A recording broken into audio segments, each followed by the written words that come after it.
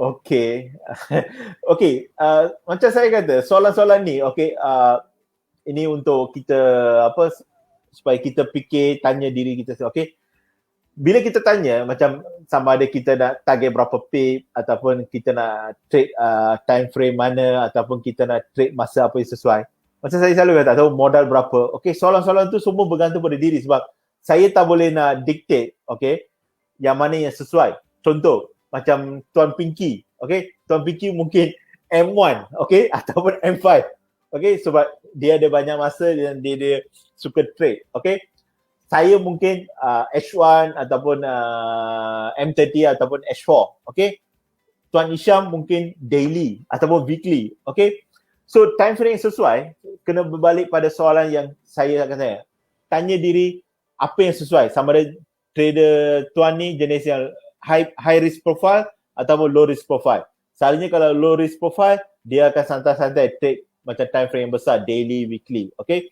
Tapi kalau macam trader yang high risk profile, dia orang suka pergi scalper. Jadi dia akan trade M5, M15, M30. Jangan terkejut, gold ada juga yang trade M1, okey. Macam saya pun kadang-kadang trade M1, tapi sebab saya trade M1 sebab itu saya untuk contest. Jadi kalau contest saya akan trade M1 atau M5. Okey. Tapi kalau time biasa saya tak trade M1, M5. Saya akan trade H1 ataupun H4 ataupun daily. Okey.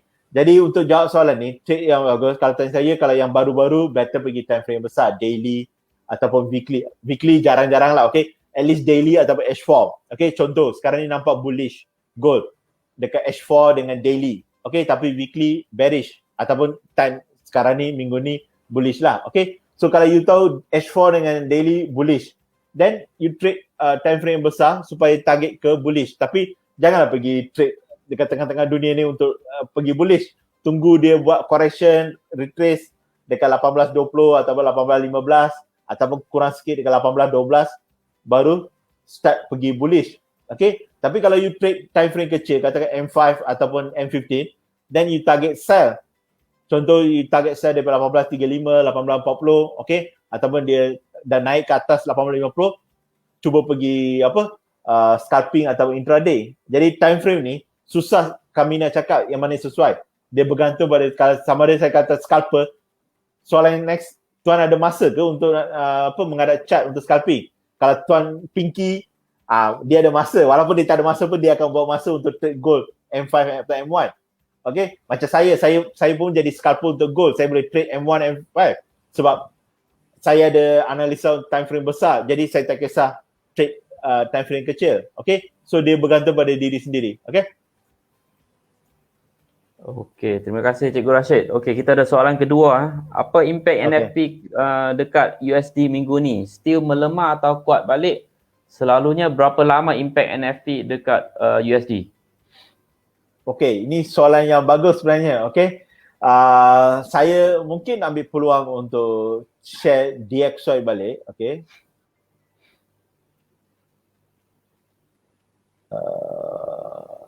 Okey. So nampak tak skrin saya? Okey, ada. Okey, ini yang tadi ada seorang orang tanya pasal DXY. Okey.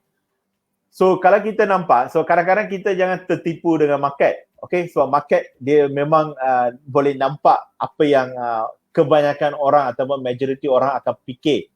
Tapi kadang-kadang dalam trading ni kita kena fikir sebagai orang yang orang kata bukan majoriti yang fikir. Okay, maksudnya bukan pasal apa, maksud saya kalau orang semua fikir US dollar melemah, okay, mungkin ada betulnya, tapi kadang-kadang kita kena fikir the other way around. Okay, memang betul masa NFP US dollar melemah, dia pasal ada news pasal jangkaan yang yang tak diikuti, sebab kita jangka almost dekat 900,000 atau 1 juta job akan created, tapi apa yang berlaku adalah cuma 200,000 lebih. Okay, jadi market terkejut dengan jurang yang terlalu besar.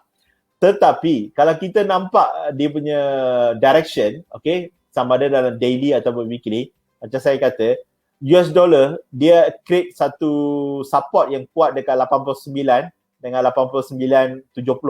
Okay, sekarang ni DXY masih dekat 90 punya level. Okay, of course dia break 91 itu adalah satu support yang kita jangka akan hold tapi tak hold. Lepas tu kita jangka 90.45 atau 5 kita jangka dia tak hold. So dia break support ni, sekarang ni dia dekat 90.22. Okay. So sekarang ni dia ada satu level, okay, mungkin dia boleh pergi sampai 90 baru dia bounce balik. Jadi jangan ingat pasal NFP US dollar melemah hari tu jadi dia akan melemah. Okay.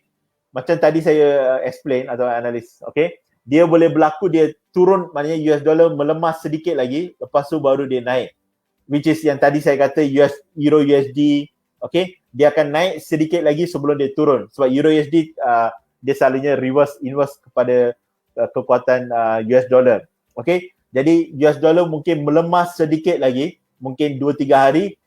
Jadi lepas keluar yang hari Rabu punya news core inflation, masa tu kita mungkin jangka akan ada kejutan semula, okay, ataupun akan ada kejutan lepas news tu pada treasury yield, okay. Jadi market akan menyokong kekuatan dolar balik, okay. So itu jangkaan saya, okay. Jadi saya jangka 1-2 hari ni mungkin US dollar ataupun satu hari US dollar melemah, lepas tu dia sambung kuat balik, okay. Ataupun satu hari dia melemah, lepas tu dia naik semula, okay, untuk kuat. Lepas tu hari Rabu dia melemah sedikit tapi dia tak pecah, okay, support ni. Lepas tu dia terus naik balik. Lepas ada kejutan sedikit dekat treasury yield. Okay?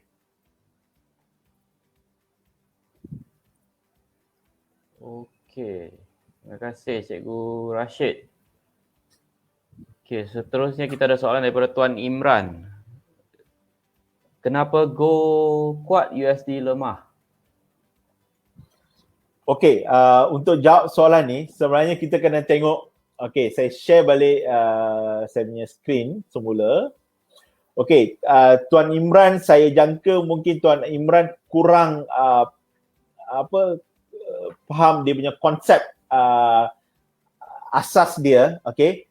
Kalau kita tengok XAU USD ataupun kita panggil gold, okay, dia punya base adalah XAU, kod dia adalah US dollar. So, gold selalunya dia, okay, bukan selalunya, okay, memang dia kod bawa US dollar, okay. So tadi soalan tuan, kenapa gold kuat USD lemah, okay, dia bukan berlaku selalunya macam tu tak, dia kalau USD lemah, gold kuat. So dia ada beza dia, okay, sebab dia punya bawah dia ataupun denominator kita panggil ataupun kod kita panggil adalah US dollar. Jadi US dollar lemah, of course XAU USD akan kuat, okay. Dia bukan pasal gold kuat USD melemah, okay. Sebab kita trade XAU USD, dia sebenarnya dia macam currency tau, walaupun kita panggil yang ni commodity apa semua tu, sebab dia belakang dia currency, okay. Banding dengan gold yang physical gold tu, of course gold tu pun dia code dalam US dollar juga, okay. Tapi sebenarnya dia ada banyak XAU Euro, XAU CNY, XAU GBP, macam-macam ada. Tapi kebiasaannya kita dalam broker kita cuma ada XAU USD. Tapi keluar ada XAU macam-macam. Okay. Jadi untuk jawab soalan tuan tu, okay, dia US dollar lemah, gold kuat. Okay, bukan gold kuat, US dollar melemah. Okay, dia selalunya the other way around. Okay, so dalam case yang hari tu NFP, bila US dollar melemah, okay, ataupun data-data yang keluar tu tak support kekuatan untuk Federal Reserve untuk naikkan interest rate, okay. Jadi dia memberi kekuatan kepada gold. Jadi orang kata bullish bias untuk gold, dia orang masuk untuk push price. Sebab roughly kalau kita nampak sekarang ni semua commodity naik. Minyak naik, copper dah buat the highest in I don't know how many years. Saya dengar tadi copper terlalu tinggi. Jadi kalau kita tengok soya bean, kita tengok semualah, even minyak sawit. Minyak sawit pun sekarang ni saya dengar tadi 4,000 lebih daripada 1,700, 1,800. Minyak sawit pun dia dah naik dekat global market. Okay. Getah apa semua. Jadi semua komoditi tengah naik. Jadi gold pun adalah antara komoditi. Siapa yang trade silver pun naik. Jadi dia sebenarnya komoditi market dia naik disebabkan US dollar melemah. Jadi gold pun dia ikutlah. Of course gold dia ada sebab-sebab lain juga, pasal risk on risk off, lepas tu jangkaan market yang apa tu inflasi akan naik semua, jadi dia push gold ke atas. Okay, back to